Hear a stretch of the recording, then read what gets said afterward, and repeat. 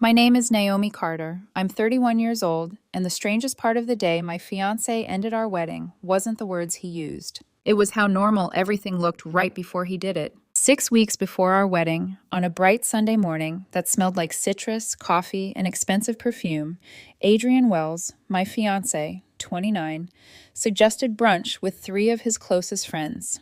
He said it casually, like it was nothing. Just a relaxed little outing before the final stretch of wedding chaos swallowed us whole. At that point, we had been together for 4 years, engaged for 8 months, long enough for our routines to feel permanent, long enough for my things to live in his apartment and his habits to feel stitched into my life, long enough that I had stopped imagining a future without him because there had never seemed to be a reason to. So I said yes. The restaurant was one of those polished places designed to look effortless. Marble tables, brass light fixtures, white flowers in small glass vases, sunlight pouring through tall windows, as if the whole room had been staged for somebody's engagement photos. Funny, considering. His friends were already there when we arrived. Luke gave me a quick smile and stood to hug me. Marcus was halfway through a joke before we even sat down. Evan lifted his mimosa and greeted us with that lazy confidence some people mistake for charm. Everything looked easy. Everything sounded easy. But looking back now, there was something slightly off in the air. Not enough to alarm me. Just enough that, if I had been less trusting, I might have noticed I was walking into a scene that had already started without me. At first, brunch moved. The way brunch usually does when people are trying too hard to be relaxed. Too many jokes. Too much champagne. Too many comments about tux fittings, guest lists, playlists, hotel blocks. Marcus teased Adrian about crying during the vows. Luke asked if I had finally chosen the table settings. Evan made some stupid comment about whether marriage automatically killed fun, and everybody laughed. Even me. Adrian smiled at the right moments, touched my back when the waiter passed, reached for my hand once across the table. He looked so normal, so composed, that if there was a crack in anything, he hid it well. Then, in the middle of a conversation about groomsmen's suits, he went quiet. Not gradually, not absent-mindedly, just dead quiet. The kind of silence that empties a table. Luke noticed first. You okay? Adrian didn't answer him. He just looked at me. I remember thinking for one foolish second that maybe he was about to say something sentimental. Maybe he had planned a surprise. Maybe he wanted to say something sweet in front of his friends before the wedding. My mind, even then, was still working on the assumption that I was safe. He took a breath. I need to say something. Every fork on that table seemed to stop. He looked straight at me and said, I can't do this anymore. I'm calling off the wedding. I don't love you anymore. There are moments so humiliating your body refuses to fully understand them at first. The waiter arrived with my food almost at the exact same second. Eggs Benedict. He set the plate down carefully, smiled at no one, and stepped away. Marcus muttered, Jesus. Evan said, Oh my God, are you serious? Luke looked like he wanted to disappear. I sat there for maybe 10 seconds. Staring at Adrian's face, trying to reconcile the man in front of me with the one who had kissed my forehead that morning before we left for brunch. Then something inside me went very still. Not shattered, still. I folded my napkin once and set it beside my untouched plate.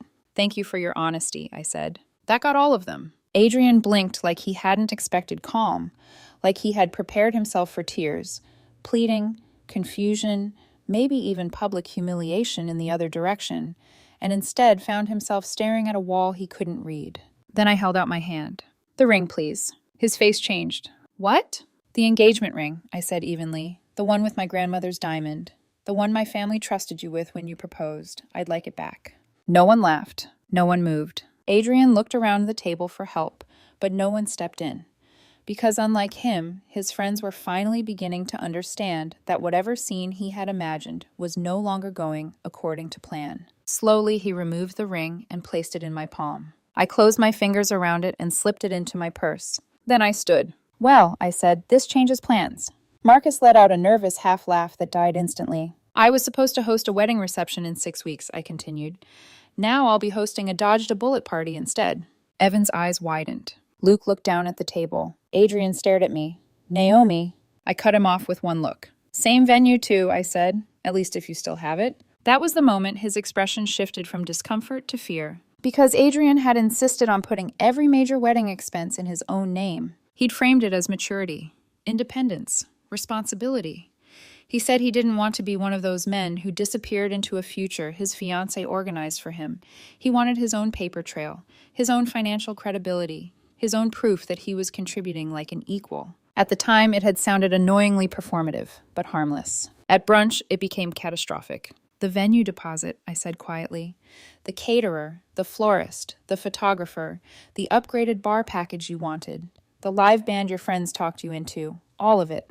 He went pale. Naomi, wait. No, I said. You wanted independence. I respected that. He stood halfway up from his chair now, voice dropping in that panicked way people do when they realize the public performance they started has turned on them.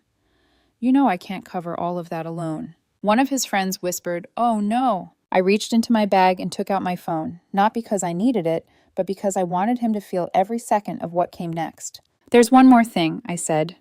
My Uncle Raymond was planning to give us $150,000 as a wedding gift. Adrian stared at me. I continued. He was very clear that it was a wedding gift. No wedding, no gift. You're joking, Adrian said. No, I replied. I'm being precise. Nobody at that table moved. Nobody had anything clever left to say. I placed $40 beside my plate for my untouched meal, then picked up my bag. Enjoy brunch, gentlemen. I turned and walked away. Behind me, I heard Adrian push back his chair and come after me. By the time I reached the front of the restaurant, he caught up enough to lower his voice and say, Naomi, wait, sit down. We can talk about this privately. I stopped and looked at him. You already decided privacy wasn't necessary. His mouth opened, closed. That was the exact second I knew this wasn't just panic, cold feet, or some dramatic impulse he hadn't thought through. There was something else underneath it, something he had already justified in his head before that brunch ever started. Because people do not publicly destroy a 6-week-away wedding unless they think something on the other side of that destruction is worth it. And Adrian, for all his confidence, had looked frightened long before I stood up. I walked out into the sunlight with my back straight and my pulse hammering hard enough to make my hands shake. I didn't cry in the restaurant. I didn't cry on the sidewalk. I didn't cry until I got into my car and closed the door. Even then, the tears didn't come right away. I just sat there with both hands on the steering wheel, the ring heavy in my purse, the smell of untouched brunch clinging to my clothes, and his words looping in my head. I don't love you anymore. But beneath the humiliation, beneath the shock, something colder was already forming. Because if Adrian had chosen to do this in public in front of witnesses with that much cruelty and that much confidence, then this story had started before brunch. And by the time my phone lit up with the first incoming call from his mother, I already knew one thing for certain. He hadn't just ended something. He had set something in motion. I just didn't know how ugly it was yet. The first call came from his mother. I watched her name flash across my screen while I was still sitting in the driver's seat, engine off, hands locked around the wheel like I needed something solid to keep from drifting. I let it ring. Then it stopped. Then it rang again. And again. By the fourth time, I answered. Naomi, she said immediately, her voice already tight with emotion. What happened? Adrian just called me. He said you walked out, and he's not making any sense.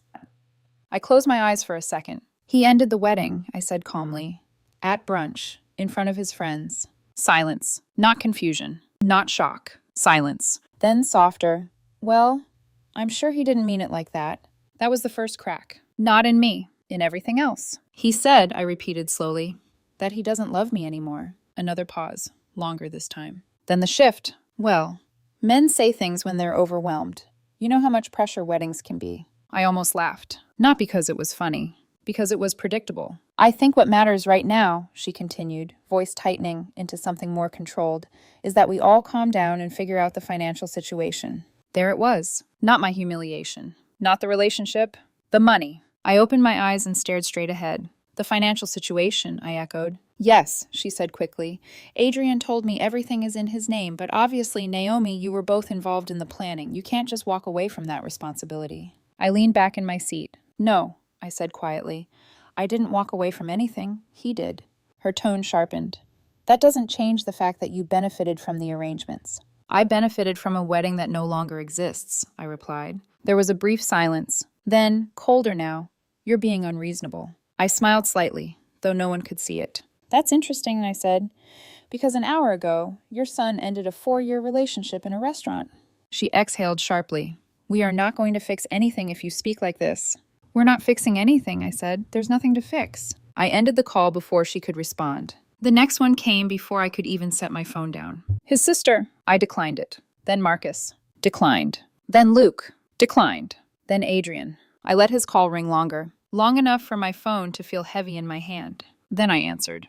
Naomi, he said, too fast, too urgent. We need to talk. We already did. No, he said. I didn't mean for it to go like that. I let a second pass. Then why did it? Silence. I could hear him breathing. I was overwhelmed, he said finally. Everything just felt like too much. The wedding, the expectations. You were overwhelmed, I repeated. Yes. So you scheduled brunch, invited 3 witnesses, ordered mimosas, waited for the right moment, and then announced you don't love me anymore. His breathing changed. That's not fair. No, I said, what you did wasn't fair. Naomi, he snapped, the first hint of frustration breaking through. You're acting like I planned this. I didn't raise my voice. I think you did. That landed. Hard. I didn't, he said, but it came out weaker now, less certain. Then explain something to me, I continued. Why did all 3 of your friends look like they already knew something was about to happen? He didn't answer. Because he couldn't. Because I had seen it. The thin smiles. The forced laughter. The way Marcus had gone quiet half a second before Adrian spoke. You don't accidentally humiliate someone like that, I said. You prepare for it. Stop, he said quickly. You're twisting this. I don't need to twist anything, I replied. You did it in public. That was the choice. His voice dropped. Can we just meet, please, in private? We can figure this out. There was a version of me, maybe from 6 months ago, maybe from 2 years ago, that would have said yes without hesitation. That would have driven straight to him, sat down, and tried to make sense of something that had already broken. That version of me wasn't in the car anymore. No, I said. Silence. What do you mean, no? I said, we're not meeting. Naomi. You ended this, I continued. You don't get to control how it gets handled after. His voice sharpened. You're seriously going to walk away from everything? I almost smiled again. I'm not the one who walked away. That's not what I meant, he said quickly. The deposits, the contracts. You know I can't handle all of that on my own. There it was again. Not us. Not what he had done. What it cost him. You should have thought about that before brunch, I said. That's not fair, he snapped. You agreed to all of it too. I agreed to a wedding, I corrected, not to cleaning up after you canceled it. His breathing got heavier. You're going to ruin me over this. No, I said quietly. You did that yourself. There was a long pause. Then, softer, almost desperate, Naomi, please. For a second, just a second, something inside me tightened. Not enough to break, just enough to remind me that this had been real, that I had loved him, that I had trusted him, and that he had chosen to dismantle all of that in front of an audience. I hope you figure it out, I said, and I hung up. This time, when my phone lit up again, I turned it face down on the passenger seat. I started the engine, drove home. The apartment felt different the moment I stepped inside. Not emptier, clearer, like something had already been removed from it, even though all of his things were still exactly where he left them that morning.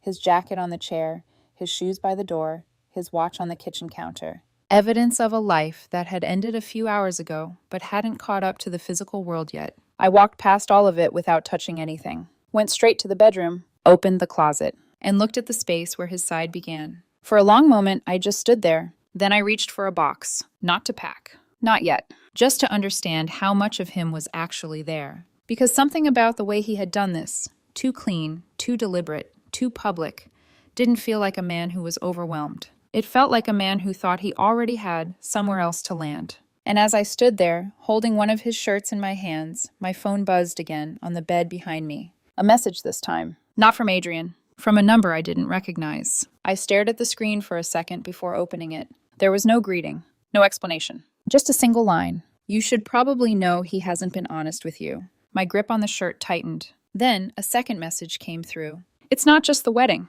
And just like that, the humiliation from brunch shifted into something else. Something sharper. Because I had been right. This hadn't started that morning. And whatever Adrian thought he was stepping into when he walked away from me, it was already starting to fall apart. I stared at the message for a long time before replying. Not because I didn't know what to say. Because I already knew what it meant. Still, I typed carefully. Who is this? The reply came almost immediately. Someone who thought you deserve to know before it gets worse. My chest tightened slightly. Not panic. Recognition. Because whatever this was, it wasn't random. Say it clearly, I typed back. 3 dots appeared. Disappeared. Came back again. Then, Adrian's been seeing someone for months. There it was. Clean. Simple. Final. I didn't feel shocked the way I expected. No sharp inhale. No immediate denial. Just that same stillness again. The kind that comes when something confirms what your instincts had already been whispering. Who? I asked. There was a pause this time. Longer. Then, her name is Marissa, from his gym. My jaw tightened slightly. I knew that name. Not personally, but I had heard it before. Casually. Carelessly. The way people mention someone when they don't think the name will matter. She just started at the gym.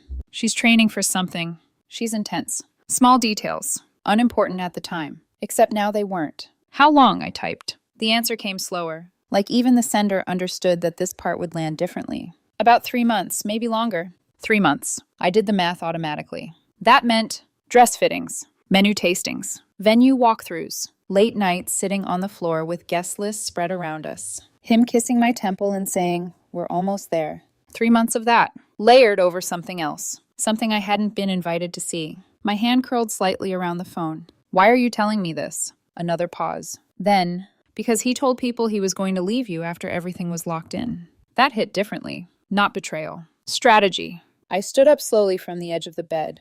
After everything was locked in. The deposits. The contracts. The timing. The brunch. Public. Controlled. Clean. Except for one thing. Me. He hadn't calculated me. Who is this? I asked again. This time the response didn't come. Instead, a photo appeared. It wasn't posed. It wasn't polished. It was taken from a distance. Grainy. Slightly blurred. But clear enough. Adrian. Standing outside what looked like a parking structure. Leaning against his car. Laughing. And next to him, a woman. Tall. Athletic. Dark hair pulled into a tight ponytail. Her hand resting on his chest like it had been there more than once. Marissa. No doubt. The timestamp was from 2 nights ago. 2 nights ago. He had come home late that night. Said he'd stayed longer at the gym. Said he was exhausted. Said he couldn't wait for the wedding to be over so life could slow down again. I stared at the photo until my eyes stopped trying to reinterpret it, until it became what it was. Not a mistake. A pattern. I set my phone down slowly on the bed, walked to the window, looked out. The city moved like nothing had changed. Cars. People. Light shifting across buildings. Everything normal. Everything unchanged. Except it wasn't. Because suddenly, brunch made sense. The timing. The witnesses. The cruelty. He hadn't just ended things. He had been transitioning. From me to her. And he had chosen to make the break public so it would feel final.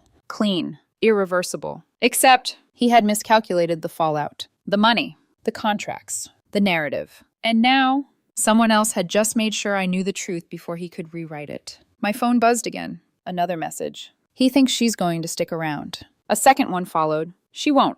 I picked up the phone again. Why not? This time the reply took longer. Then, because she didn't sign up for this. A third message. She doesn't know everything yet. I exhaled slowly. Of course she didn't. She knew the version of him that showed up at the gym. Not the one who just detonated a 6-week-away wedding with financial consequences attached. Not the one whose name was now tied to tens of thousands of dollars in non-refundable contracts. Not the one whose family was already scrambling to redirect blame. My reflection in the window looked calm. Too calm. But beneath that calm, something sharper had settled into place. Not revenge. Clarity. Because now I understood something important. Adrian hadn't just left me. He had gambled. On timing. On perception. On control. And like most people who think they're in control, he had only planned the first move. My phone buzzed one last time. Do what you want with this. Just thought you should know before he comes back trying to fix things. I stared at that message. Then typed, "Thank you." No reply came. I set the phone down. Walked back to the closet. Looked at his side again. The shirts. The jackets. The shoes. All of it still sitting there like it belonged. For a moment I reached out, then stopped. Not yet. Because this wasn't about reacting. Not anymore. This was about timing. And if Adrian thought he was the only one capable of planning something carefully, he was about to learn otherwise. By the next morning, Adrian had already started trying to rewrite what happened. I knew before I even got out of bed. Because when I turned my phone over, there were 14 missed calls, 9 text messages, 2 voicemails, and 1 email with the subject line, "We need to handle this like adults." That alone almost made me laugh. Not because it was funny, because men who publicly humiliate you always seem to rediscover the language of maturity the second consequences show up. I sat up against the headboard and opened the messages one by one. From Adrian. "Please let me explain. You're making this worse than it has to be. I didn't plan to hurt you. Can we please talk before lawyers get involved? Before lawyers get involved. So he had already thought that far. Interesting. Then came one from his sister Danielle. He's not okay. He hasn't slept. He knows he handled it badly.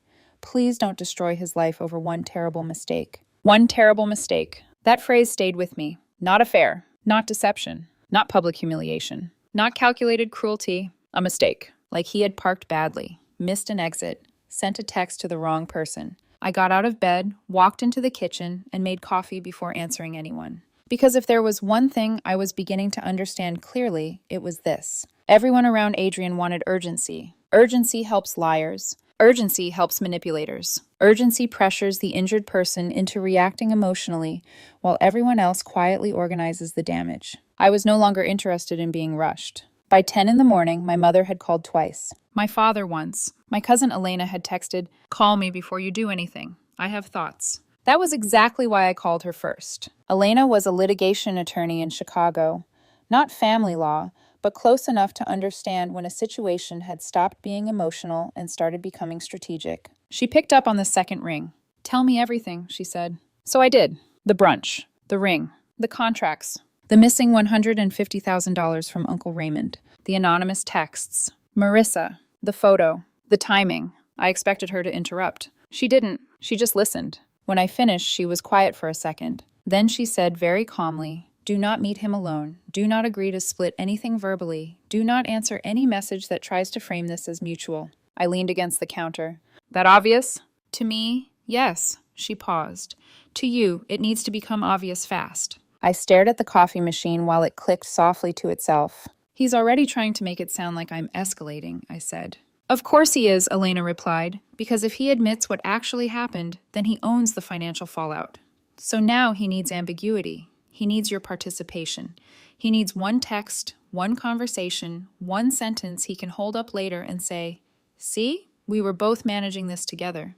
I looked toward the bedroom, toward the closet, toward the half of my life that still physically looked shared. "And if he gets that?" I asked. "He'll use it," she said simply. I closed my eyes for a second, then opened them. "Okay." "No," Elena said, and I could hear the steel in her voice now. "Not okay. Listen to me. From this point on, you communicate in writing only, and only when necessary. If there are contracts in his name, that matters. If he publicly ended the wedding, that matters. If he was seeing someone else while planning the wedding, that matters too. Though don't lead with that unless it becomes useful." Useful. It was such a cold word. I appreciated it immediately. "What should I do first?" I asked. "Preserve everything," she said. "Screenshots, messages, voicemails. Email them to yourself. Back them up somewhere he can't touch. Then get a local attorney. Today." I nodded, even though she couldn't see me. "Got it." "And Naomi?" "Yeah?" "If he shows up crying, apologizing, collapsing, promising, regretting, none of that changes the paperwork." I let that settle, because she was right. Pain changes people. Panic changes tone. Consequences create sincerity all the time. That doesn't make it truth. By noon, I had done exactly what she said. I saved every message, downloaded every voicemail, created a folder with Adrian's name on it that felt strangely clinical, considering it contained the wreckage of someone I had once intended to marry. Then I called a lawyer. Her name was Patricia Monroe, mid-50s, sharp voice, no wasted words. I explained the basics. She asked 3 questions that mattered. Whose name is on the contracts? His. Who ended the engagement? He did, publicly. Do you have proof? Yes. That last answer wasn't entirely true yet, but I was already working on it. Patricia exhaled once, slow and thoughtful. "Based on what you're telling me," she said, "this is not a shared liability situation in any clean sense. He may still try to pressure you, but pressure is not the same as legal responsibility." Something unclenched in my chest. Not because I had doubted myself, because hearing it from someone detached made it real in a different way. "What about the vendors?" I asked. "If they contact you directly, refer them to counsel once retained," she said. "Do not volunteer to mediate his debt. Do not make goodwill payments, and do not let emotion talk you into creating obligations you don't currently have." Emotion. Again. Everyone seemed to know that what Adrian had really lost at brunch was not just the wedding. It was access. Access to my softness. My instinct to repair. My ability to feel guilty for pain he caused. By mid-afternoon, he was at my building. The concierge called upstairs. "Ms. Carter," he said carefully, "there's a man here asking to come up. Adrian Wells?" I walked to the window. though I already knew I wouldn't be able to see the entrance from my unit. "What's he doing?" I asked. "He says he just wants 5 minutes." Of course he did. 5 minutes. That was how people like Adrian always measured the time it would take to step back inside your boundaries. 5 minutes. One conversation. One explanation. One hug. One more chance. "No," I said. The concierge hesitated. "Would you like me to tell him directly?" "Yes." I waited. 2 minutes later, the phone rang again. "He says this is cruel." I almost smiled. "Then he should leave." Another pause. "He also says he'll wait." I looked at the quiet apartment around me, the clean counters, the closed door to the bedroom, the box I still hadn't used. "Then let him wait." And I hung up. He waited 43 minutes. I know because the concierge called one last time to tell me Adrian had finally left after pacing the lobby, sitting down, standing back up, and asking twice whether I was really going to do this. That phrasing stayed with me too, as if I were the one doing something, as if silence, distance, and refusal were attacks, as if the original violence had not come from him. At 6:15, Danielle appeared. Not Adrian's call this time. Her own decision. The concierge called again, sounding almost apologetic now. "His sister is here." I considered saying no immediately. Then I didn't. Because unlike Adrian, Danielle had never pretended warmth she didn't feel. There was something almost clean about her disapproval. "Send her up," I said. When I opened the door, she stood there in an ivory coat, eyes tired, posture rigid, like she had already decided this conversation was beneath her but necessary. She didn't hug me, didn't say hello, just stepped inside, glanced around the apartment and said, "He's falling apart." I closed the door quietly behind her. "That sounds difficult." Her head turned sharply. "You don't have to be cold." I looked at her. "Yes," I said, "I do." She folded her arms. For what it's worth, I told him the brunch was a terrible idea. A terrible idea. Not monstrous. Not humiliating. Not unforgivable. Just tactically poor. And yet he still did it, I said. She looked away for a moment, then back at me. He thought ripping it off fast would be kinder. I actually laughed then. Softly. Disbelievingly. "Did he?" Her jaw tightened. "You know what I mean." "No," I said, "I really don't." She took a breath, as if recentering herself. "The point is, this has gone too far. The deposits, the venue, the vendors, the legal threats." "Legal threats?" Her expression shifted. Just slightly. Enough. So Patricia had been right. I kept my face neutral. Danielle realized she had said too much and corrected too late. "I mean, if this keeps escalating..." "He ended the wedding," I said. "I did not threaten him. I did not embarrass him at brunch.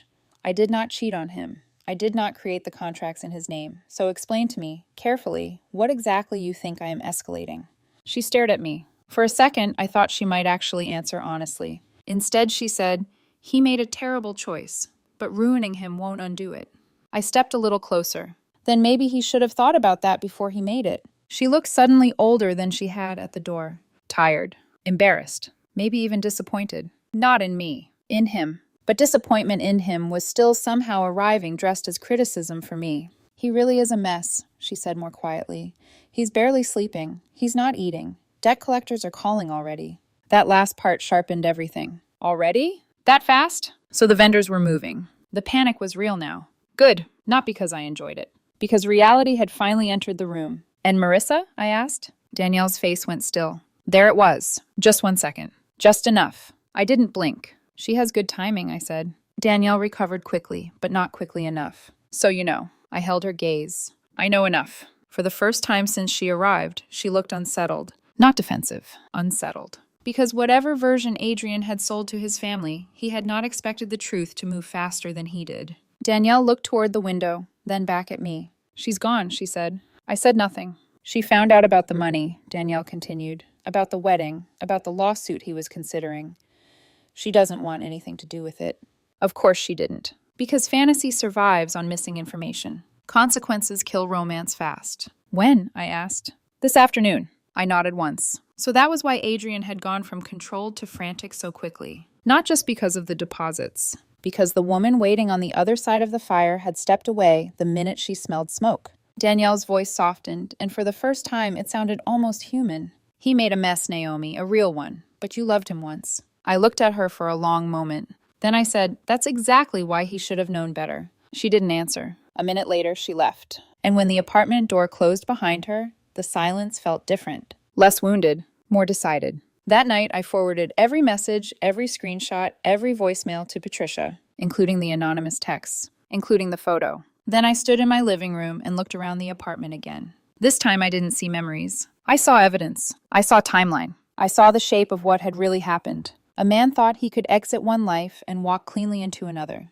He used humiliation to control the ending. He used witnesses to make it feel official. He used cruelty because cruelty can look like certainty when you're trying to impress the wrong person. But now the other woman was gone. The money was real. The pressure was building. And for the first time since brunch, I understood something with perfect clarity. Adrian was no longer managing a breakup. He was surviving a collapse. 3 days later, I sent out invitations. Not wedding invitations. Something better. Dodged a bullet party.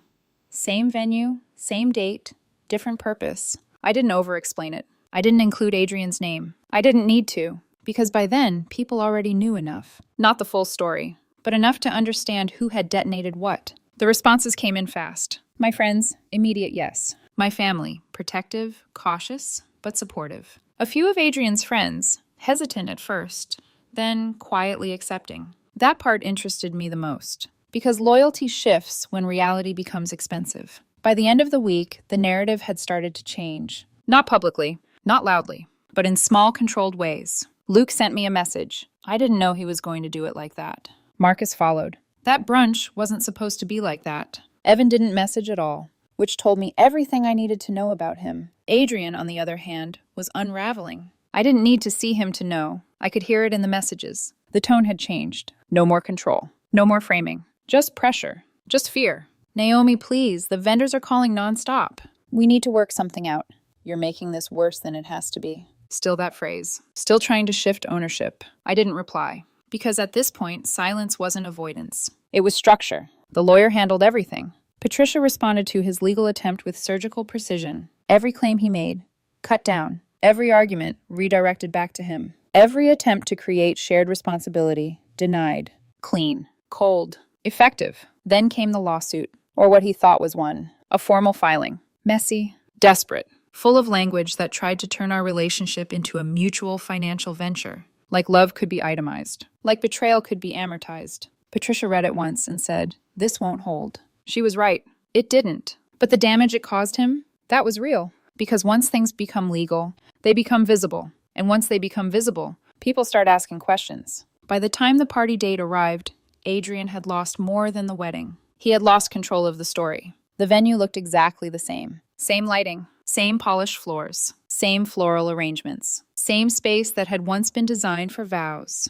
now filled with something else entirely. Energy, clarity, relief. I wore a simple dress. Soft, elegant, nothing dramatic. No performance, no revenge costume, just myself. But different, lighter, sharper, untouchable in a way I hadn't been before. People came, a lot of people, friends, family, colleagues, even a few faces I recognized from Adrian's side. They didn't stay long, but they came, which mattered. There was a banner near the bar. White, minimal, clear, dodged a bullet. People took photos, posted them, not tagging him, not naming him, but it spread anyway. Because stories like this don't need names. They carry themselves. My mother pulled me aside halfway through the night. "You don't have to do this," she said quietly. "I'm not doing anything," I replied. She looked around the room. The laughter, the music, the movement. "You are," she said. It's a statement." I held her gaze. "Yes," she hesitated. "Just make sure it's the right one." I smiled slightly. "It is." My father didn't say much. He just stood beside me at one point, watching the room. Then he said quietly, "He thought he could embarrass you." I nodded. And instead, I took a sip of my drink. He exposed himself. My father's mouth curved slightly. Not a full smile, but close. Later that night, Elena raised a glass. "To clarity," she said. "Not love, not healing, not revenge. Clarity." Everyone echoed it. And for the first time since brunch, I felt something settle fully into place. Because this wasn't about proving anything anymore. Not to Adrian, not to his family, not even to myself. This was about refusing to shrink after being humiliated. Refusing to carry consequences that weren't mine. Refusing to rewrite what happened just to make someone else more comfortable. Near the end of the night, my phone buzzed. I didn't check it immediately. I didn't need to. But eventually I did. It was from Adrian. Just one message. I saw the photos. I stared at it for a second. Then a second message came. "You didn't have to do that," I typed back. Slowly. Carefully. "Neither did you." I didn't wait for a reply. I put my phone down. Turned back to the room. And somewhere between the music, the conversations, the quiet moments of people squeezing my hand or hugging me a little tighter than usual, I realized something I hadn't fully let myself feel yet. I wasn't recovering. I wasn't rebuilding. I wasn't even moving on. I was already gone. And Adrian? He was just starting to understand what that meant. The lawsuit didn't collapse dramatically. No courtroom speeches. No final cinematic moment where everything snapped into place. It just ended. Quietly. Efficiently. Final. 2 weeks after the party, Patricia called me mid-morning. "It's done," she said. "That's it?" I asked. "That's it," she confirmed. Dismissed. Lack of basis. He tried to frame shared liability where there isn't any. The contracts are in his name. The termination was initiated by him. There's no legal bridge to pull you into it. I leaned back in my chair. Not relieved. Not surprised. Just certain. And him? I asked. A small pause. Then, he's going to feel this. I believed her, because by then, I already knew how far things had fallen. Not from him. From everyone else. Marcus had stopped answering him. Luke had quietly distanced himself. Even Evan, who never said anything, had apparently told someone at a bar. He handled that wrong. Really wrong. And when people like Evan start acknowledging mistakes out loud, it means the damage is no longer containable. His family tried one last time. His mother called again. Different tone this time. Less sharp. More tired. "Naomi," she said, "this has gone far enough." I didn't respond immediately, because I wanted to hear what far enough meant to her. "He's had to move back home," she continued. "He's working 2 jobs. He's barely sleeping. The stress. This isn't sustainable." There it was again. His suffering. Positioned like an argument. "What would you like me to do?" I asked. A pause. Then carefully, maybe. Reconsider. Be flexible. Help him restructure things. Not legally, just practically. I almost smiled. "Respectfully," I said, "that sounds like legal responsibility with different wording." She exhaled slowly. "You loved him?" "Yes," I said, past tense. Silence. Then, softer, "He didn't think it would go this way." I looked out the window. Neither did I. But only one of us had made a decision that forced it. "He made a choice," I said. "Now he's living in it." I ended the call before she could try again. A few days later, he showed up at my parents' house. I wasn't there, but my father told me everything. "He looks smaller," my dad said over the phone. "Not physically, just diminished." I didn't say anything. "He asked to see you," my dad continued. "And?" I told him no. I closed my eyes for a second. Not out of sadness, out of recognition. Because that was the moment the last door closed. Not by me, by reality. "He said he made a mistake," my father added. I let out a slow breath. "He did. He said he didn't understand what he was risking." I almost laughed. He understood enough to do it in public. My father didn't argue, because there was nothing to argue. Weeks passed, then months, and slowly, everything that had once felt urgent stopped being loud. The apartment changed first. Not dramatically, not all at once. Just small things. His shoes gone. His jacket's gone. The empty side of the closet no longer feeling like a space waiting to be filled. Just space. Then my routines changed. New coffee shop. Different grocery store. A gym he had never been to. Places that didn't echo. Places that didn't remember. One afternoon, I took the ring out of my drawer. My grandmother's diamond. The same one that had sat in his hand when he asked me to marry him. The same one I had taken back at brunch. I turned it slowly between my fingers. Thought about keeping it. Thought about resetting it. Then I put it back. Not because I didn't know what to do with it. Because I didn't need to decide yet. Some things don't require immediate meaning. I started dating again. Not seriously. Not recklessly. Just openly. With clarity. With boundaries that didn't bend just because someone asked nicely. One night, months later, my phone buzzed with a number I still recognized without saving. I stared at it for a long time, then opened the message. I still think about that day. Of course he did. A second message followed. If I could go back, I would do it differently. I believed that. Regret is always honest. It just arrives too late to matter. I didn't reply. I didn't block him either. I just let it sit there, unanswered, unresolved, unimportant. Because by then, the story had already ended. Not the way he thought it would. Not the way I had once imagined it. But clean, clear, final. People always assume the worst part of betrayal is the moment it happens. The words, the exposure, the humiliation. It isn't. The worst part is the version of you that almost accepts it. That almost explains it away. That almost agrees to carry something that was never yours. I didn't become stronger because of what he did. I became clearer. And clarity? It doesn't argue. It doesn't chase. It doesn't negotiate with people who showed you exactly who they were. In public, by the time Adrian understood what he had actually lost, I was already living in a life where he no longer existed. Not as a memory that hurt. Not as a question that lingered. Not even as a lesson I needed to revisit. Just gone.